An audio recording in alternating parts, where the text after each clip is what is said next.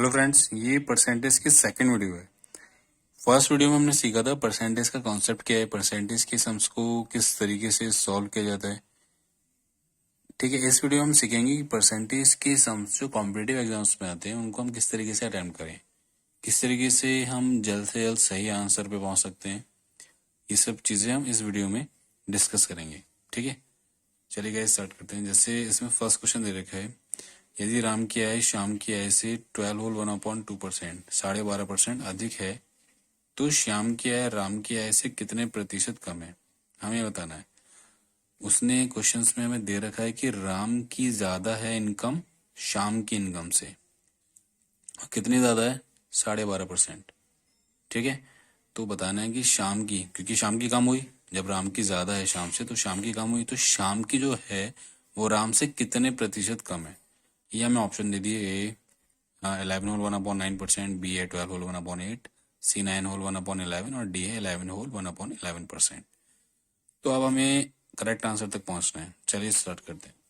देखिए, हमें जो परसेंटेज दे रखी है उसने वो है 12/1/2। इसको पहले सिंप्लीफाई करेंगे तो 12 2 24 और 1 25/2, और परसेंट का मैंने जैसे बताया था 1/100 होता है। परसेंट का जो सिंबल होता है उसकी जगह हम 1/100 लेते हैं। इसको सिंप्लीफाई करेंगे तो 25 4 100 होता है। ठीक है, तो हो जाएगा 1/8। ये हमारा इसका फ्रैक्शन आ गया, मीन्स हम इसको लिख लेते हैं ऐसे 1/8 यहाँ। अब हमने इसको सॉल्व किया और हमारा जो फ्रैक्शन फॉर्म आई वो 1/8 आई। उसमें क्वेश्चंस में कहा है कि राम की आय शाम की आय से इतने ज्यादा है। ठीक है, राम की ज्यादा है कितने, शाम से। शाम के रेस्पेक्ट में बात हो रही है ना, शाम की इनकम से तुलना की जा रही है राम की आय की। तो जब किसी नंबर के रेस्पेक्ट में दूसरा नंबर निकाला जाता है तो हम जिसके रेस्पेक्ट में बात कर रहे होते हैं वो हमेशा हमारा डिनोमिनेटर होता है, मीन्स नीचे वाला जो नंबर है डिनोमिनेटर, हर और ऊपर वाला अंश। तो यहाँ पे शाम से इनकम तो हो जाएगी ये, शाम की जो इनकम है वो तो हो जाएगी ये। राम की ज्यादा है ना, तो हम जब ज्यादा के केस में प्लस करते हैं तो 8 और ऊपर वाला हमारा अंश प्लस हो जाएगा, 8 + 1 9। ये हमारी राम की हो जाएगी, ये राम से इनकम हो जाएगी। ठीक है guys? ये एक तरह से यूनिट्स हैं, इनकम नहीं। मेरा कहने का मतलब है ये यूनिट, 9 यूनिट राम की हो गई, 8 यूनिट शाम की हो गई। जब हमने इसको सॉल्व किया तो 1/8 बना। 1/8 में जब उसने कहा है कि शाम की आय से ज्यादा शाम की है, तो जब किसी के रेस्पेक्ट में बात की जाती है तो जिसके रेस्पेक्ट में बात हो रही होती है वो नीचे वाला होता है हमारा हर, डिनोमिनेटर। और जो हमारा ज्यादा है, उसने कहा ना राम की ज्यादा है, जिसके लिए बात की जाती है वो आता है हमारा न्यूमरेटर, मतलब हर में ऊपर वाला अंश प्लस हो जाएगा। तो 8 + 1 9 यूनिट राम से इनकम हो गई। ये शाम से इनकम है, ये राम से इनकम है। अब ये तो हमारे आगे उसने लेकिन हमसे लास्ट में पूछा है कि मेन जो समय है कि शाम की बताइए राम से है कितने परसेंट कम है। इन दोनों में 8 हमारे शाम की हो गई और 9 राम की हो गई। कितने का डिफरेंस आ रहा है, 1 का डिफरेंस आ रहा है। ठीक है, एक कम है ना, और किससे, राम की आय से। अब राम से तुलना कर रहे हैं, पहले हम शाम से कर रहे थे, अब यहाँ राम से शाम की निकालनी है। तो राम से कितनी कम है, तो राम के केस में हम राम की आय का फ्रैक्शन नीचे लेंगे, मतलब जो यूनिट है राम की आय का वो नीचे ले जाएंगे, यानी 1/9। 1 तो इन दोनों में अंतर हो गया और 9 आ गया राम की आय, और मल्टीप्लाई 100%, क्योंकि उसने हमसे परसेंट में पूछा है आंसर। अब हम इसे सॉल्व कर लेंगे तो डिवाइड कर लेंगे, अगर इसे 9 × 9 1 9 × 9 तो क्या आएगा ये यहाँ आ जाता है मल्टीप्लाई में 11, जो हमारा रिमाइंडर बचा ऊपर, तो इसका आंसर आ गया 11/1/9%। ठीक है, 9 अपनी जगह रहता है, ये जो हमारा डिविजर आता है इसको यहाँ लिखते हैं हम, और रिमाइंडर यानी जो शेषफल बचा वो ऊपर आ गया और ये यहाँ आ गया। ठीक है, तो इसका आंसर होगा 11/1/9%, और जो हमारा फर्स्ट वाला ये 11/1/9%। ठीक है गाइस, तो जब इस तरह के क्वेश्चन को आप इस तरीके से करेंगे तो समझाने में समय लगा है, जब आप इस तरीके से इसको फ्रैक्शन निकालेंगे, प्रैक्टिस कर लेंगे इसकी, तो ये निकालना आपके लिए बहुत आसान हो जाएगा, बहुत जल्दी आप निकाल पाएंगे। आप समझते हैं दूसरा क्वेश्चन। देखिए फ्रेंड, सेकंड क्वेश्चन है, यदि P Q से 6 गुना बड़ा है तो Q P से कितने % छोटा है। ये फर्स्ट क्वेश्चन की तरह ही है, बस इसमें गुना में बात की जा रही है। यदि पी जो है वो क्यू से 6 गुना बड़ा है तो क्यू पी से कितने % छोटा है। तो कैसे करेंगे इसको, उसने कहा है हमसे कि पी जो है वो क्यू से बड़ा है। अगर क्यू 1 है तो पी क्या हो जाएगा 6, क्योंकि उन्होंने कहा है जो पी है वो क्यू से 6 गुना बड़ा है नहीं, क्यू से 6 गुना बड़ा तभी तो होगा जब क्यू हमारा 1, 6 टाइम कर देंगे तो पी की वैल्यू हो जाएगी 6, पी 6 गुना हो गया पी जो है हमारा। तो बताना है कि क्यू पी से कितने % छोटा है, कि जो क्यू है वो पी से कितना %, देखो पी के रेस्पेक्ट में पूछ रहा है, पी के रेस्पेक्ट में पूछ रहा है कि क्यू कितना छोटा है। पहले बताइए कितना छोटा है, हम पहले डिफरेंस करेंगे, 6 में से 1 जाएगा तो 5 छोटा है यूनिट, और अपॉन में क्या आएगा पी की वैल्यू, क्योंकि पी के रेस्पेक्ट में पूछा जा रहा है कि क्यू पी से, तो पी के रेस्पेक्ट में पूछा रहा है पी वाली यूनिट नीचे मल्टीप्लाई 100%, क्योंकि हमें यहाँ सर प्रतिशत में पूछा है। अब इसको सॉल्व कर लेंगे, 2 3 ज़ा 5 है, यानी कि ऊपर 250/3 ये आप कर लेंगे, तो 3 8 ज़ा 24, 1 यहाँ आ गया, 3 3 ज़ा 9, 1/3%, 83 होल 1/3% इसका आंसर आएगा, जो कि हमारा ये ए वाला है। और ये आसानी से हो गया, नहीं तो आप इसको इस तरीके से भी कर सकते हैं, 3 8 ज़ा 24, 1 ऊपर से 10, 0 आ गया मीन्स 10 हो गया, 3 3 ज़ा 9 1, तो 83 यहाँ आ गया हमारा, 1 ये और 3 जो हमारा नीचे चल रहा था। ठीक है फ्रेंड्स, अब चलते हैं थर्ड क्वेश्चन में। देखिए थर्ड क्वेश्चन है, एक व्यक्ति अपनी आय का 66 होल 2/3% खर्च करके मासिक इतने, मतलब खर्च करके मासिक वो इतने बचाता है। हर महीने के मतलब उसकी सेविंग जो है वो 1200 रुपए, अपनी इनकम का इतना % खर्च करने के बाद वो महीने के इतने बचाता है। तो उसका मासिक खर्च क्या है, तो उसका मतलब वो महीने में कितने खर्च कर रहा है, तो सेविंग दे रखी है, हमें बताना है खर्चा कितना है, जो कि ये % है। ठीक है, क्या दे देगा ये 66 होल 2/3%, इसको हम सॉल्व करेंगे तो क्या बन जाएगा, 66 की 3 से मल्टीप्लाई करेंगे तो 198 प्लस 2 200, 200/3, और % क्या हो जाता है हमारा 1/100। इसको सॉल्व करना मैं एक बार बता देता हूँ, होता क्या है इसमें, इस वाले नंबर की इससे मल्टीप्लाई होती है, ये प्लस होता है, तो 66 की मल्टीप्लाई 3 से होगी और प्लस 2/3।